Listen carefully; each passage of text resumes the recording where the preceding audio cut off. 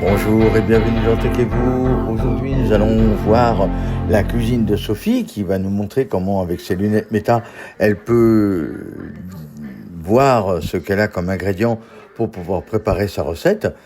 Alors, vous allez voir que les lunettes méta sont un outil formidable, mais qui sont pas dénués de défauts. Il faut bien être en face il faut présenter les objets en face de l'écran. Enfin, de l'écran du téléphone, des lunettes, je vais y arriver, hein. Mais sinon, parce que sinon, elle va vous dire autre chose. Alors, les codes sont assez simples, hein, c'est hey, méta, et puis dis-moi ce que tu vois, elle va vous montrer un petit peu. Mais ça reste quand même un outil fort agréable, fort intéressant, et ce serait un peu bête de ne pas se les procurer. Ensuite, nous verrons une petite réflexion sur est-ce que l'iPhone devient un outil ennuyeux ou plus généralement, est-ce que le smartphone ne devient pas ennuyeux? Et nous allons voir qu'en fait, nous sommes arrivés à la croisée des chemins et je vais vous expliquer, entre autres, pourquoi on en arrive à cette constatation. Voilà. Je vous dis à bientôt, bonne journée, bonne nuit et surtout, que la technologie soit avec vous. Bonjour et bienvenue dans la cuisine de Sophie. Aujourd'hui, on va allier cuisine et technologie. Alors, je suis équipée des lunettes méta et je vais vous montrer comment, en tant que personne non-voyante, il est tout à fait possible de se débrouiller pour pouvoir lire, par exemple, des dates de péremption, pour savoir ce que sont les ingrédients quand on ne connaît pas les emballages, quand on n'arrive pas à reconnaître les emballages. Alors, donc je vais préparer une recette de poulet tikka masala sauce yaourt. Et donc pour cela, j'ai ma recette ici.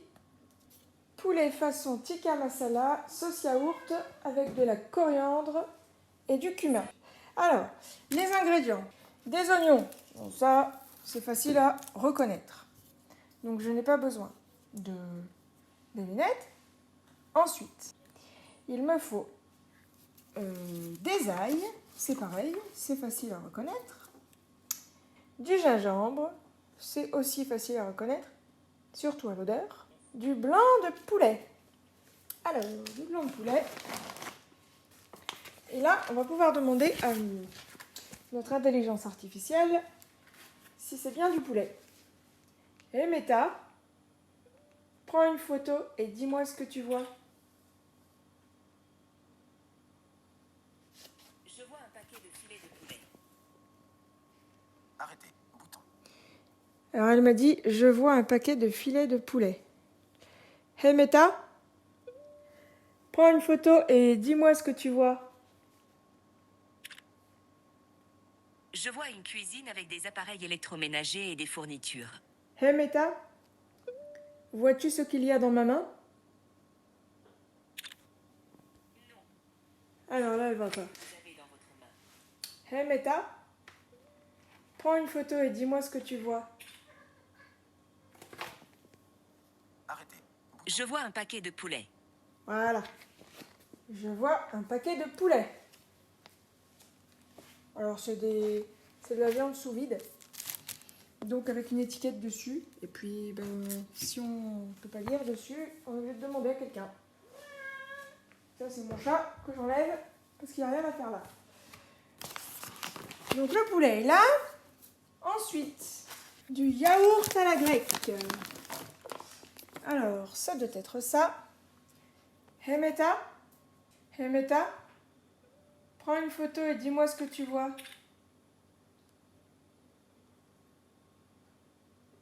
Je vois une boîte de fromage feta grec. Voilà, lui il me dit boîte de fromage feta grec, mais c'est yaourt grec. C'est un yaourt en fait. Voilà. Donc j'en ai deux. Donc on est bien. Alors, ensuite, il nous faut du garam masala. Ça doit être ça. Ce sont des épices. Hey Meta, prends une photo et dis-moi ce que tu vois. Mais bon, j'ai que ça comme épice, donc ça devrait aller. Du cumin. Hé Meta, prends une photo et dis-moi ce qu'il y a dans ma main. Hé Meta, peux-tu lire ce qu'il y a dessus? Le mot sur l'appareil est ninja. Non, mais ça c'est... D'accord. C'est des petits sachets, alors c'est peut-être pour ça que c'est difficile à prendre en photo. Hé Meta, prends une photo et dis-moi ce qu'il y a dans ma main. Voilà. C'est pas à 100% comment dire, efficace. Alors, la chair de tomate. Sur la boîte, Hé Meta, prends une photo et lis ce texte.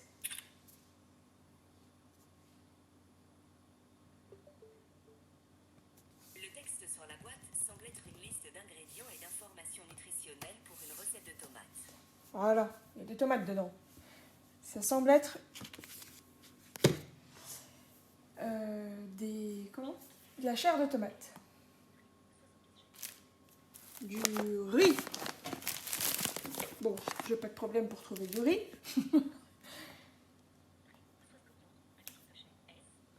Et de la coriandre. Hé Meta, prends une photo et dis-moi ce que tu vois. Je vois un paquet de lingettes de cuisine. Non, c'est pas de lingette. Hé Meta, prends une photo et dis-moi ce que tu vois. Je vois un paquet de coriandre fraîche. Voilà.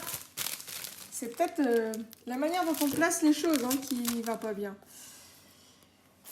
devant soi.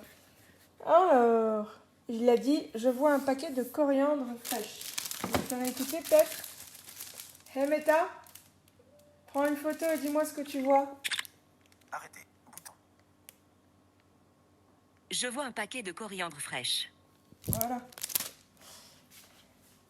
Alors, ensuite, alors ça, il reste un ingrédient. Je ne sais pas, parce que c'est petit, donc je ne sais pas s'il va réussir à prendre. Hé Meta, prends une photo et dis-moi ce que tu vois.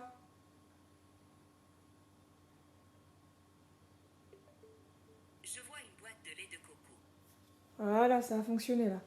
Hé Meta, prends une photo et dis-moi ce que tu vois. Je vois une boîte de lait de noix de coco.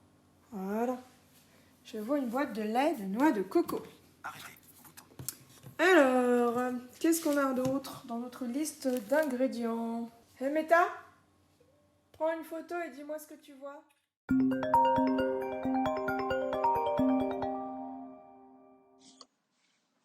Est-ce qu'aujourd'hui, l'iPhone, ou plus exactement, de manière générale, le smartphone, est-il devenu ennuyeux? On peut se poser la question au vu des dernières nouveautés et surtout de l'impression que nous avons ces derniers temps à dire nos smartphones, de manière générale, ne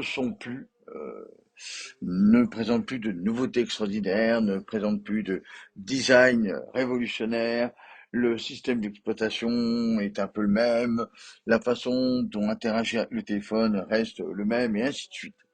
Est-ce que c'est synonyme d'ennui? Eh bien, en fait, c'est vrai et pas vrai. En fait, nous sommes à la croisée des chemins. Aujourd'hui, on a presque envie de dire que ce soit smartphone, Apple ou Android, la gestuelle pour les déficients visuels a un aspect commun, c'est-à-dire une synthèse vocale et des gestes, souvent des balayages et des doubles tapes ou des tapotis. Cela dépend comment on peut voir la chose. Mais la finalité, c'est que on a tous compris que pour interagir avec notre écran, on devait le dompter par les doigts. Alors, est-ce que ça a changé? Évidemment que ça a changé la face du monde, d'une certaine manière, de notre déficience au point de vue des produits technologiques, c'est certain. Et il faut pas le, Enfin, donc faut pas dénaturer le propos. En revanche, nous voulons plus, c'est-à-dire que nous voulons d'une part plus de nouveautés et nous voulons des nouveautés qui soient simples à utiliser. Enfin, ce qui en soi est tout à fait normal, hein, j'ai envie de dire. Seulement voilà, on arrive au bout et à la croisée de ces chemins. L'arrivée de l'intelligence artificielle a un petit peu rebattu les cartes. Alors plutôt que d'inventer de nouveaux gestes, de nouvelles façons de faire, on va faire interagir cette intelligence pour lui donner un semblant de puissance, un semblant de révolution. Oui, l'iPhone en lui-même a terminé son évolution, c'est-à-dire que la partie basique, qui est de téléphoner, de faire de la recherche sur Internet et de voir sur l'écran, ça y est, on y est arrivé au bout. Et je vois mal qu'on peut inventer à nouveau une nouvelle roue.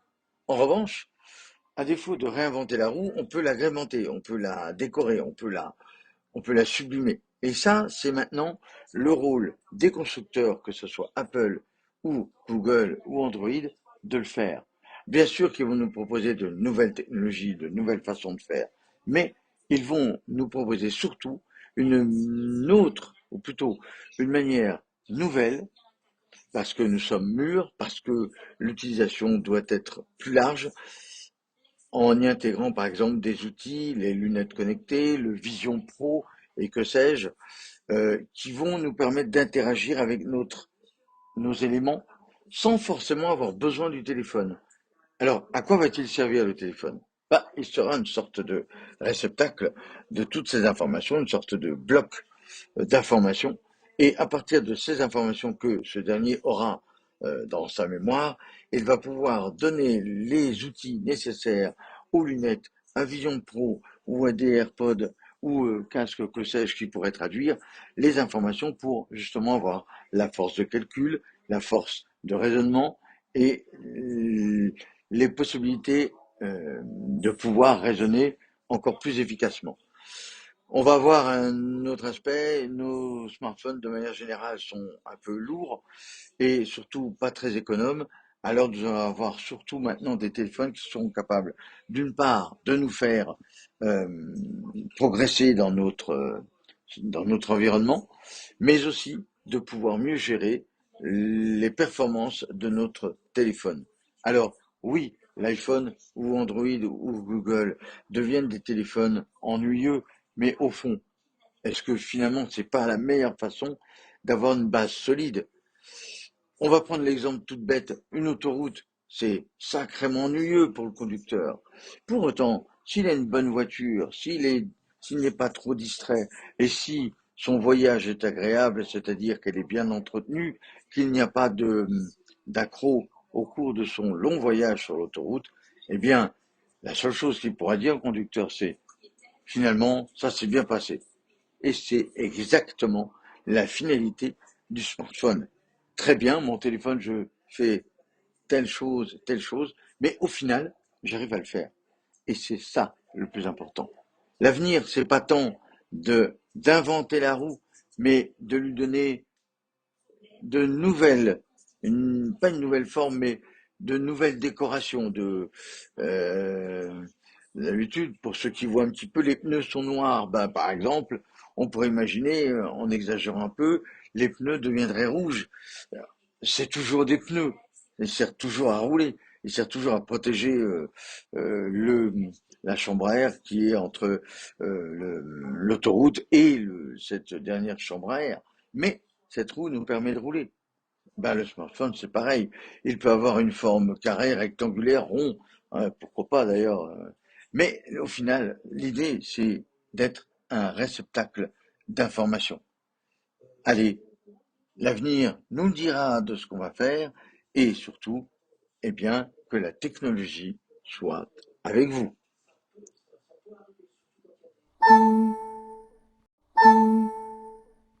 Et voilà, c'est fini pour un Tech et vous. Aujourd'hui, nous avons vu que Sophie nous proposait une petite aventure dans sa cuisine avec les lunettes méta. Nous avons bien vu que c'était certes perfectible, mais que cela peut donner une aide non négligeable, pourvu que l'on s'entraîne d'abord à bien viser ce que l'on veut que les lunettes prennent en photo. Sophie a eu quelques difficultés, mais rassurez-vous, elle a pu se nourrir, ce qui est, à mon avis, la finalité de la chose. Voilà, et puis, bah écoutez, nous rentrons euh, dans ces deux dernières nouvelles avant la mise à jour dite Solarium d'Apple, qui va, à mon avis, alors à défaut de renverser la table, va donner un nouveau souffle, espérons-le, et surtout essayer de nous faire rêver un petit peu. C'est vrai qu'on en a besoin en ce moment de rêve. Allez, bonne journée, bonne semaine et à bientôt.